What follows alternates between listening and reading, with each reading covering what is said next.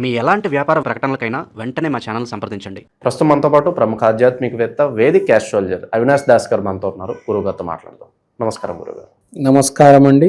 ఓం నమ శివాయ, ఓం నమో వెంకటేశాయ. గురుగారు, మార్చి నెల మీన రాశి వాళ్ళకి ఏ విధంగా ఉండబోతుంది? 3వ తారీఖు సంభవించే గ్రహణం మరి వీళ్ళకి ప్లస్ అంటారా మైనస్ అంటారా? ప్రభావం ఎన్ని రోజులు ఉంటుంది? ఓవరాల్గా ఈ మాసం ఎటువంటి జాగ్రత్తలు తీసుకోవాలి? వీళ్ళది చాలా వింతగా ఉంది అసలు. యాక్చువల్గా 12 రాశుల్లో వింతగా ఉందంటే వీళ్ళది ఉంది. ఎలా చెప్పాలి మీకు? పని విపరీతంగా చేస్తారు, అదృష్టం కూడా కలిసి వస్తుంది.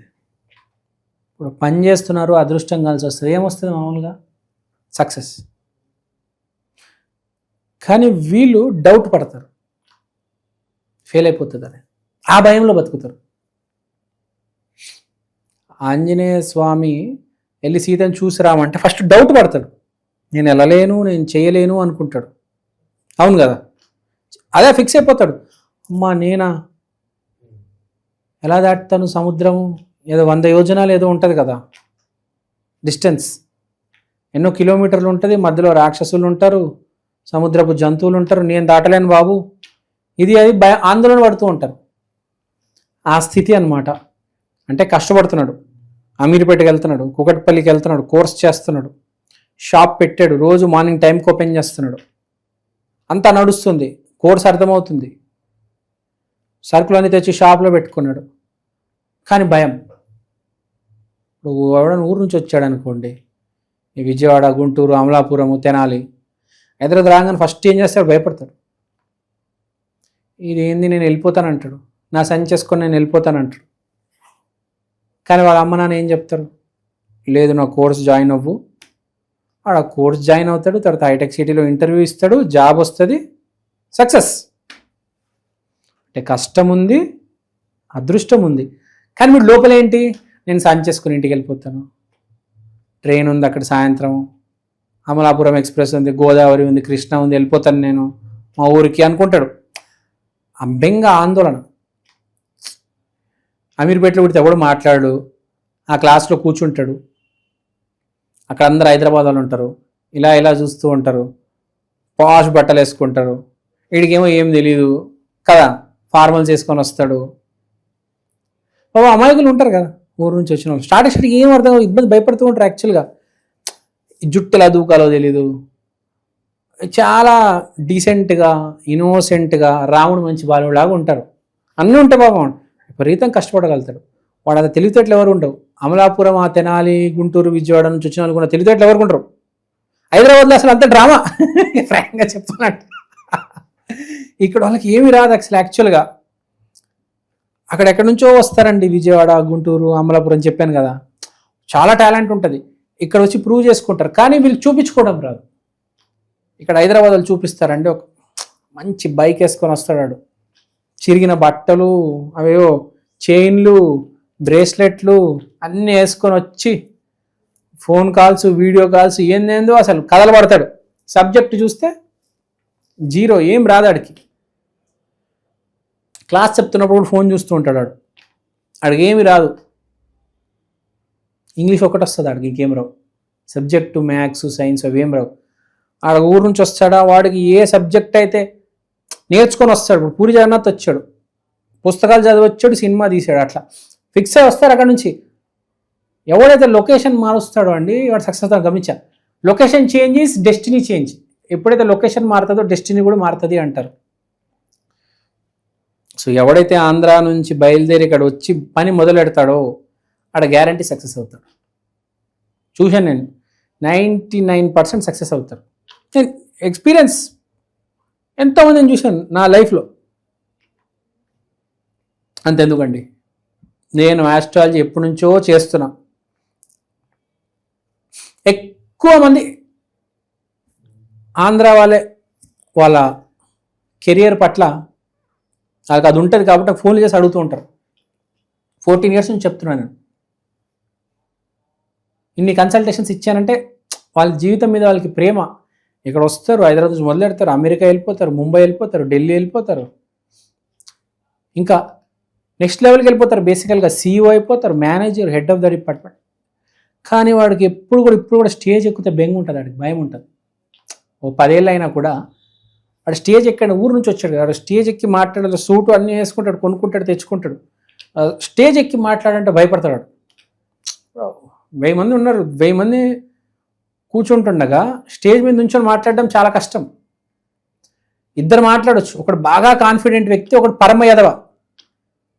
ఎదవకి ఏంటి అసలు అది తెలియదు, ఆడు ఏం మాట్లాడుతున్నాడు. జీనియస్కి ఏంటి, నేను ఎలా మాట్లాడుతున్నాను, ఎలా మాట్లాడాలి బాగా తెలుసు కాబట్టి మాట్లాడేస్తాడు. వీడు భయపడుతూ ఉంటాడు. చూడండి, ఆ స్థితిలో వీళ్ళు ఉన్నారు మీనరాశి వాళ్ళు. అంటే బెంగ, భయం. ఆఫీస్లో కూడా పని చేస్తుంటే మా బాస్ నా గురించి ఏమనుకుంటాడు, వ్యాపారం కూడా అమ్మో 2 రోజుల నుంచి గిరాకీ అవ్వలేదు, ఇవాళ నా బతికేమవుతుందో. ఏమవుతుంది, అందరూ వచ్చేస్తారు, ఈ రోజు కొనొస్తారు, సండే రోజు సెలవు, అందరు ఈ రోజు వస్తారు కొనడానికి, గురువారం బుధవారం ఎవడు వస్తాడు కదా. అంటే ఈ 2 రోజులుగా బెంగ భయపడు, బెంగ అనమాట బేసికల్గా మీనరాశి వాళ్ళకి. ఇప్పుడు ఈ నెల బెంగ, కానీ వీడు కష్టపడతాడు, షాప్ ఓపెన్ చేస్తాడు, క్లాస్కి వెళ్తాడు, 3 నెలల తర్వాత జాబ్ కొట్టబోతున్నాడు, 3 నెలల తర్వాత మంచి టర్న్ ఓవర్ అవ్వబోతుంది. ఆరోగ్యం కూడా బేసికల్ చెప్పడం మర్చిపోయిన, ఆరోగ్యం చాలా వరకు ఇంప్రూవ్ అవుతుంది మీనరాశి వాళ్ళకి ఈ నెల. మీనరాశిలో ఉన్న వాళ్ళు ఆరోగ్యం, ఎవరైతే మజిల్స్ రావాలి, నాకు బాడీ రావాలి, నాకు స్ట్రెంగ్త్ రావాలి అనుకుంటారు, కొంచెం స్ట్రెంగ్త్ అనేది కొంచెం ఇంప్రూవ్ అవుతుంది. హెల్త్ అండ్ ఫిట్నెస్ పరంగా కొంచెం ఇంప్రూవ్ అవుతారు. మీనరాశి అంటే గురుతత్వ రాశి. సో వీళ్ళు ఏం చేయాలంటే బేసికల్గా రెమెడీస్ చేసుకోవాలి. వీళ్ళు ఇప్పుడు ఏం చేసినా బాగుంటుంది, ఇన్వెస్ట్మెంట్, బిజినెస్, జాబ్ ఏం చేసినా బాగుంటుంది. చిన్న రెమెడీస్ చేసుకుంటే బెటర్. బెంగ, భయం అనేది పోకుండా. మనిషికి ఏం లేదండి, మనిషి కష్టపడుతుంటాడు, ఏదో రోజు అదృష్టం తోడవుతుంది, సక్సెస్ వస్తుంది. బెంగ ఈ సబ్కాన్షియస్ మైండ్, చిన్న మెదడు పని చేయనివ్వదు. రోజు ప్రజలు ఏడయ్యాక మంది ఎందుకు తాగుతారు, ఇక్కడ ఇది బెంగ పెట్టేస్తుంది, బతకనివ్వదు, అస్సలు క్షణం కూడా బతకనివ్వదు. పిచ్చి పిచ్చి మాటలు మాట్లాడుతూ ఉంటుంది, ఏడిపిస్తుంది, చంపుకొని తింటుంది. సో ఇప్పుడు చెప్పేది ఏంటంటే దానికే రెమెడీ దత్తాత్రేయ స్వామి ఆలయం. మీనరాశి అంటే గురుతత్వ రాశి. దత్తాత్రేయ స్వామి ఆలయానికి వెళ్ళి అక్కడ అట్టి పండ్లు పంచిపెట్టాలి. గురువు అంటే ఎల్లో కలర్ ఫ్రూట్స్. సో అట్టి పండ్లు పంచిపెట్టాలి అక్కడ. నేను చెప్పినా చెప్పకపోయినా కొంతమంది 7 గంటలకు రెమెడీ చేసేస్తారు, అది వేరు. కానీ మార్నింగ్ 7కి మనం గుడికి వెళ్ళాలి, అంటే టైంకి మార్నింగ్ వెళ్ళాలి. సన్ రైజ్ అయ్యాక, సూర్యుడు ఉదయించాక అక్కడికి వెళ్ళి ఫ్రూట్స్ అన్నీ పంచిపెట్టాలి. ప్లస్ గవర్నమెంట్ స్కూల్స్ ఉంటాయి, మనకు చూస్తూ ఉంటాం గవర్నమెంట్ స్కూల్స్, ప్రతి చోట గవర్నమెంట్ స్కూల్స్ ఉంటాయి. అక్కడ కూడా మనము కుదిరితే ఇవ్వాలి, చిన్న చిన్న పిల్లలకి, టీచర్స్కి. ఓన్లీ యాచకులకే కాదు, గవర్నమెంట్ స్కూల్స్లో కూడా ఇవ్వచ్చు. తర్వాత అనాథాశ్రమాల్లో కూడా ఇవ్వచ్చు. బేసికల్గా మీనరాశి వాళ్ళు కొంచెం ఏజ్ ఎక్కువ ఉన్న వాళ్ళకి ఈ బనానా డొనేట్ చేస్తే బెటర్. ఆకలి అందరికీ వేస్తుంది, కానీ కొంచెం ఏజ్ ఎక్కువ ఉన్న వయసులో ఒక 30-40+ వాళ్ళకి కొంచెం ఇస్తే మీకు కొంచెం బెటర్ వర్క్ ఎందుకంటే ఎక్స్పీరియన్స్ ఎక్కువ ఉంటుంది, గురుతత్వం ఉంటుంది కదా ఎక్స్పీరియన్స్ ఉన్నవాడికి.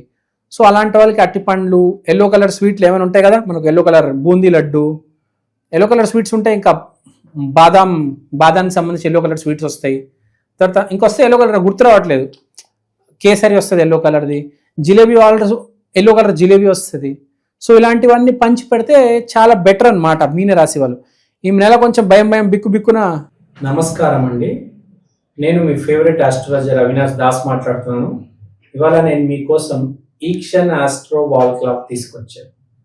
అంటే మీ కళ్ళెదురుగా ఉండే పంచాంగం.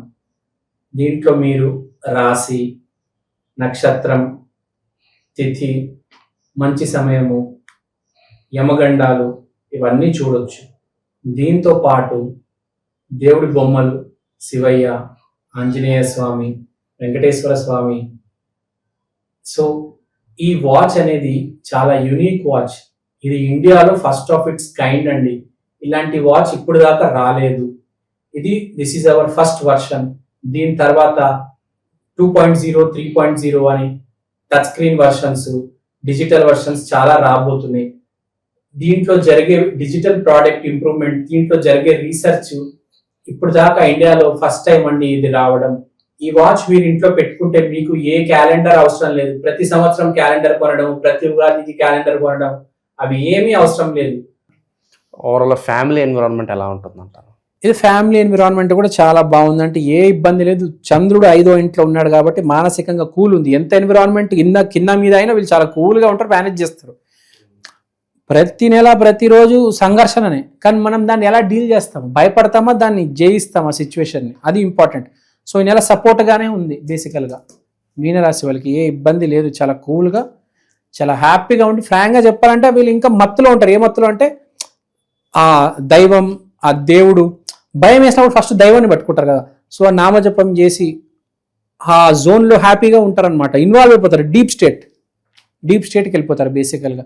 సో ఏ ఇబ్బంది లేదు, అంతా బాగుంది. గురువారం రోజు ఆదివారం రోజు దత్తాత్రేయ స్వామి ఆలయానికి వెళ్ళండి చాలు, ఇంకేం అవసరం లేదు. మంచి విశ్లేషణ అందించారు. ధన్యవాదాలు సార్. ధన్యవాదాలు.